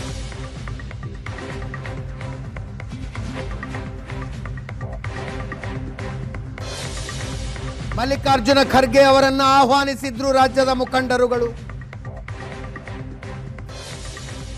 ರಾಹುಲ್ ಗಾಂಧಿ ಅವರನ್ನು ಆಹ್ವಾನಿಸಿದ್ರು. ಮಲ್ಲಿಕಾರ್ಜುನ ಖರ್ಗೆ ಅವರಂತೂ ಬೆಂಗಳೂರಿನಲ್ಲೇ ಇದ್ರು.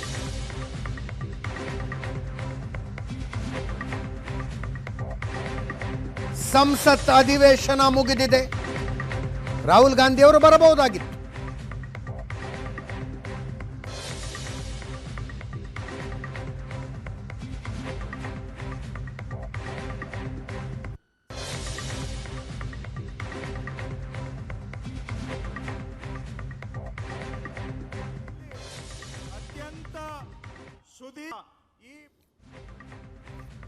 ಕಾರ್ಯಕ್ರಮಕ್ಕೆ ಬಂದು ಭಾಗವಹಿಸೋದು ಒತ್ತಟ್ಟಿಗಿರ್ಲಿ, ಒಂದು ಟ್ವೀಟ್ ಕೂಡ ಇಲ್ಲ ಯಾರಿಂದಲೂ.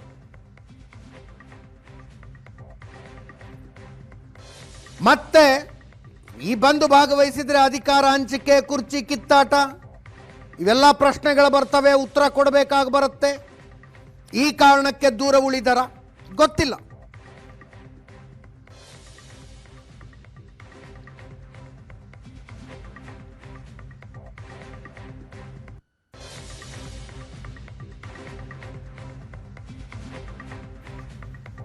ಇಲ್ಲೂ ಕೂಡ ಮುಖ್ಯಮಂತ್ರಿಗಳಿಗೆ ನಾಯಕತ್ವ ಬದಲಾವಣೆಯ ಪ್ರಶ್ನೆ ಬಂತು.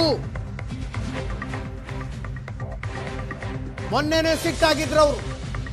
ಬೇರೆ ಏನು ಕೇಳಕ್ಕಿಲ್ವಾ, 3 ತಿಂಗಳಿಂದ ಬರೀ ಇದನ್ನೇ ಕೇಳ್ತಿದ್ದೀರಲ್ಲ ಅಂತ. ಇವತ್ತು ಹಂಗೆ ಸಿಟ್ಟು ಮಾಡ್ಕೊಂಡು ಶ್ರಮಕ್ಕೆ ತಕ್ಕ ಪ್ರತಿಫಲ ಸಿಗುತ್ತೆ ಅಂತ DK ಶಿವಕುಮಾರ್ ಅವರ ಟ್ವೀಟ್ ಇತ್ತು. ಅದರ ಬಗ್ಗೆ ಕೇಳಿದ್ರೆ ಹೈಕಮಾಂಡ್ ಟ್ವೀಟ್ ಮಾಡಿದ್ಯಾ ಅಂತ ಕೇಳಿದ್ರು.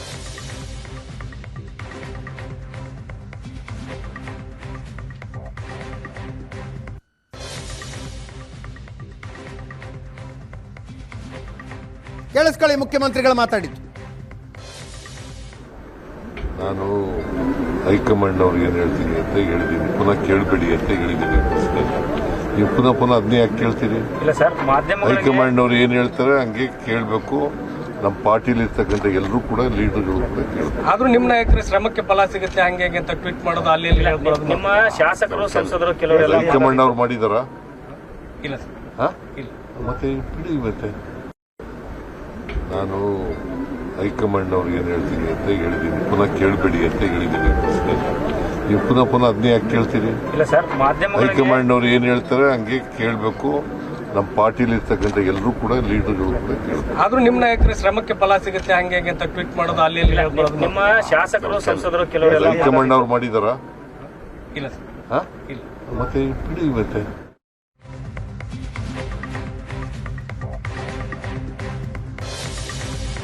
DK ಶಿವಕುಮಾರ್ ಅವರು ಮೊನ್ನೆ ತಾನೇ ದೆಹಲಿಯಿಂದ ವಾಪಸ್ ಬಂದಿದ್ದಾರೆ. ರಾಹುಲ್ ಗಾಂಧಿ, ಪ್ರಿಯಾಂಕಾ ಗಾಂಧಿ ಅವರನ್ನ ಭೇಟಿಯಾಗಿ ಡೆಲ್ಲಿ ಟೂರ್ ಸಕ್ಸಸ್ ಆಯ್ತಾ ಅಂತ ಪತ್ರಕರ್ತರ ಪ್ರಶ್ನೆ ಬಂತಿವತ್ತವರಿಗೆ. ನಗನಗತಾನೆ ಕಾಲ ಉತ್ತರ ಕೊಡ್ತದೆ ಅಂದ್ರು. ದಾವಣಗೆರೆ ಜಿಲ್ಲೆ ನ್ಯಾಮತಿ ತಾಲೂಕಿನ ಸೋರಗೊಂಡನಹಳ್ಳಿ ಸೋರಗೊಂಡನ ಕೊಪ್ಪದಲ್ಲಿ ಮಾತಾಡ್ತಾ ಇದ್ರು ಡಿಸಿಎಂ ಡಿಕೆ ಶಿವಕುಮಾರ್.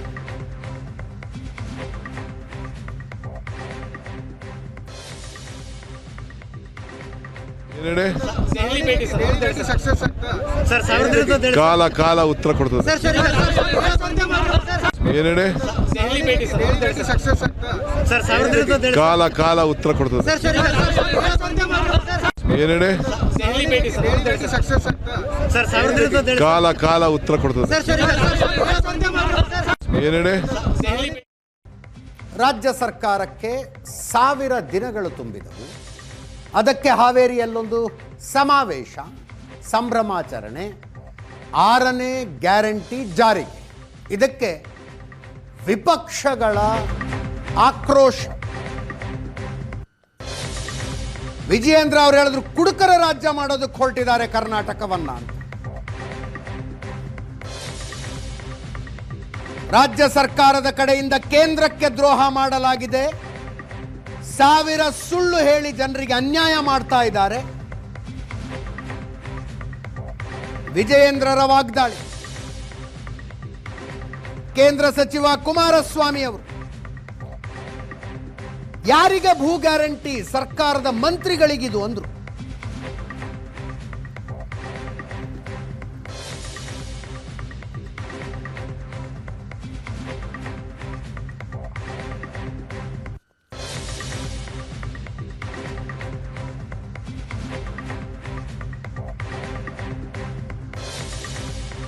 ಹಾವೇರಿನಲ್ಲಿ ಒಂದು ಬೃಹತ್ ಸಮಾವೇಶ ಹಮ್ಮಿಕೊಂಡಿದ್ದಾರೆ. ಕರ್ನಾಟಕ ರಾಜ್ಯದಲ್ಲಿ ಯಾವ ರೀತಿ ಅರಾಜಕತೆ ಸೃಷ್ಟಿ ಮಾಡೋದಕ್ಕೆ ಹೊರಟಿದ್ದಾರೆ, ಒಂದು ಕುಡುಕರ ರಾಜ್ಯವನ್ನಾಗಿ ಮಾಡೋದಕ್ಕೆ ಹೊರಟಿದ್ದಾರೆ.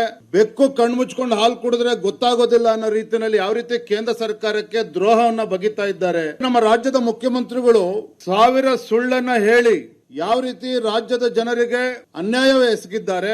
ಅಹಿಂದ ಹೆಸರೆಳಿಕೊಂಡು ಅಧಿಕಾರವನ್ನ ನಡೆಸ್ತಾ ಇರುವಂತಹ ಮಾನ್ಯ ಮುಖ್ಯಮಂತ್ರಿಗಳು ಪರಿಷ್ಠ ಜಾತಿ, ಪರಿಷ್ಠ ಪಂಗಡ, ಹಿಂದುಳಿದ ವರ್ಗಗಳಿಗೆ, ಒಕ್ಕಲಿಗರು, ವೀರಶೈವ ಲಿಂಗಾಯತ ಸಮುದಾಯಕ್ಕೂ ಕೂಡ ಯಾವ ರೀತಿ ಅನ್ಯಾಯ ಮಾಡಿದ್ದಾರೆ, ಇದ್ರ ಬಗ್ಗೆನೂ ಕೂಡ ಇವತ್ತು ರಾಜ್ಯದ ಜನ ಚರ್ಚೆ ಮಾಡ್ತಾ ಇದ್ದಾರೆ.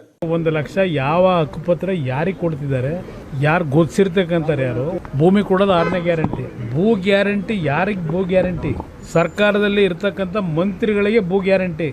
ಕಾಂಗ್ರೆಸ್ ಪಕ್ಷಕ್ಕೆ ಮತ ಹಾಕಿರ್ತಕ್ಕಂಥವ್ರಿಗೆ ಭೂ ಗ್ಯಾರಂಟಿ ಇಲ್ಲ. ಇಲ್ಲಿ 21 ಎಕರೆ ಖರಾಬ್ ಭೂಮಿನ ಅಲ್ಲೆಲ್ಲ ಕೋಲಾರದಲ್ಲಿ ಯಾವುದೋ ಒಂದು ಇಶ್ಯೂ ಬಂತಲ್ಲ, ಈ ರಾಜ್ಯ ಸರ್ಕಾರದಲ್ಲಿ ಇರತಕ್ಕಂಥ ಮಂತ್ರಿಗಳಿಗೆ ಭೂ ಗ್ಯಾರಂಟಿ 6ನೇದು.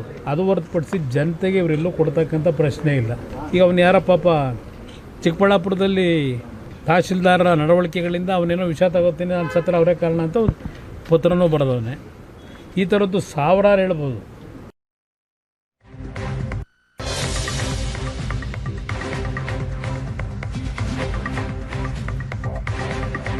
ವಿಪಕ್ಷ ನಾಯಕರುಗಳ ಈ ಹೇಳಿಕೆಗಳಿಗೆ ಡಿಸಿಎಂ ಡಿಕೆ ಶಿವಕುಮಾರ್ ಅವರು ಆಂಗಿಕ ಅಭಿನಯದೊಂದಿಗೆ ಪ್ರತಿಕ್ರಿಯೆ ಕೊಟ್ಟರು. ಬಿಜೆಪಿಯವರು ಕೈ ಹೊಸಕ್ತಾ ಇದ್ದಾರೆ ಅಂತ ಕೈ ಹೊಸಕಿ ತೋರಿಸಿದ್ರು. ಅವರು ಇಂಥ ಕೆಲಸ ಮಾಡಬೇಕಾಗಿತ್ತು, ಮಾಡಕ್ಕಾಗಲಿಲ್ಲ. ಟೀಕೆ ಮಾಡಬೇಕು, ಅವರು ಜನ ಆಶೀರ್ವಾದ ಮಾಡ್ತಾ ಇರಬೇಕು ಅಂತ. ಡಿಸಿಎಂ ಡಿಕೆ ಶಿವಕುಮಾರ್ ಅವರ ಹೇಳಿಕೆ ಕೇಳಿಸ್ಕೊಂಡು ಟೀಕೆ ಯಾಕೆ ಮಾಡ್ತಾ ಇದ್ದಾರೆ ಗೊತ್ತಾ? ಕೈ ಒಸಿಕೋತಾ ಇದ್ದಾರೆ. ನಮ್ ಸಿಕ್ಲಿಲ್ವಲ್ಲ ಅಂತ. ಅವರಲ್ಲಿ ರೆವಿನ್ಯೂ ಮಿನಿಸ್ಟರ್ ಇದ್ರಲ್ಲ, ಅಶೋಕ್ ಅಣ್ಣ ರೆವಿನ್ಯೂ ಮಿನಿಸ್ಟರ್ ಆಗಿದ್ರಲ್ಲ, ಇಂಥ ಕೆಲಸ ಮಾಡಬೇಕಾಯ್ತು. ಯಾರು ಬೇಡ ಅಂದಿದ್ದವರು? ಮುಂದಿನ ನಮ್ಮ ಗ್ಯಾರಂಟಿ 6ನೇ 7ನೇ ಗ್ಯಾರಂಟಿ ನೀರು. ಎಲ್ಲರೂ ಕೂಡ ಕುಡಿಯೋ ನೀರು ಕೊಡುವಂಥದ್ದು, ಭೂಮಿಗೆ ನೀರು ಕೊಡುವಂಥದ್ದು, ಕೆರೆ ತುಂಬಿಸುವಂಥದ್ದು, ಎಲ್ಲ ಡ್ಯಾಮ್ಗಳು, ಕೃಷ್ಣ, ಕಾವೇರಿ, ಮೇಕೆದಾಟು, ಎತ್ತಿನೊಳೆ, ಇವೆಲ್ಲ ಕೂಡ ಏನ್ ನಮ್ಮ ಇದು ಮಾದಾಯಿ, ಇವನ್ನೆಲ್ಲ ಮುಗಿಸುವಂಥದ್ದು ನಮ್ಮ 7ನೇ ಗ್ಯಾರಂಟಿ. ಆ ಗ್ಯಾರಂಟಿಗಳು ಕೂಡ ನಾವು ಮಾಡ್ತೀವಿ. ಬಿಜೆಪಿ. ಮುಂದಿನ ಸುದ್ದಿ ನ್ಯಾಷನಲ್ ಪಾಲಿಟಿಕ್ಸ್. ಇಂದು ಪಂಚರಾಜ್ಯಗಳಿಗೆ ಚುನಾವಣೆ ಘೋಷಣೆಯಾಗಬೇಕಾಗಿದೆ. ಅವುಗಳ ಪೈಕಿ ಅಸ್ಸಾಂ ಕೂಡ ಒಂದು. ಪ್ರಧಾನಿ ನರೇಂದ್ರ ಮೋದಿ ಅಲ್ಲಿ ಇವತ್ತು 5,000 ಕೋಟಿಗೂ ಹೆಚ್ಚಿನ ಕಾಮಗಾರಿಗಳಿಗೆ ಚಾಲನೆ ಕೊಟ್ಟರು. 3 ತಿಂಗಳಲ್ಲಿ 3ನೇ ಭೇಟಿ ಇದು. ಎಮರ್ಜೆನ್ಸಿ ರನ್ವೇ, 1.2 ಕಿಲೋಮೀಟರ್ ಉದ್ದದ ಸೇತುವೆ, 2ಕ್ಕೂ ಚಾಲನೆ ಕೊಟ್ಟರು, ಉದ್ಘಾಟಿಸಿದರು. 225 ಎಲೆಕ್ಟ್ರಿಕ್ ಬಸ್ಗಳ ಸಂಚಾರಕ್ಕೆ ಹಸಿರು ನಿಶಾನೆ ತೋರಿಸಿತು.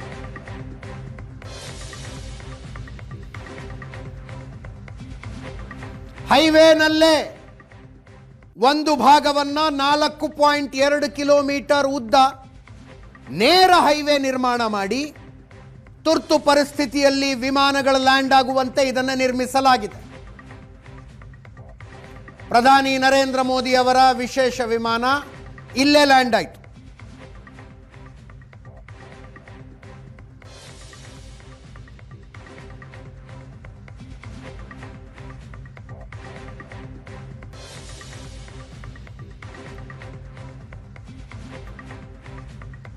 ಇಂಡಿಯನ್ ಏರ್ಲೈನ್ಸ್ನ ಹರ್ಕ್ಯುಲಸ್ ವಿಮಾನದಲ್ಲಿ ಬಂದಿಳಿದ್ರು ಪ್ರಧಾನಿ ನರೇಂದ್ರ ಮೋದಿ.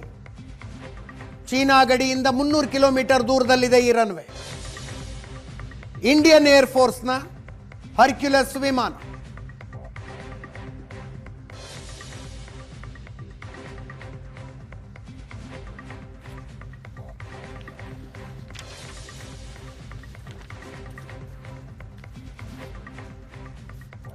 ಇದರೊಂದಿಗೆ ಇವತ್ತಿನ ಪಾರ್ಟಿ ರೌಂಡ್ಸ್ ಮುಗಿಸ್ತಾ ಇದ್ದೀವಿ. ನೇರ ದಿಟ್ಟ ನಿರಂತರ ಸುದ್ದಿಗಾಗಿ ನೋಡ್ತಾ ಇರಿ ಏಷ್ಯಾನೆಟ್ ಸುವರ್ಣ ನ್ಯೂಸ್.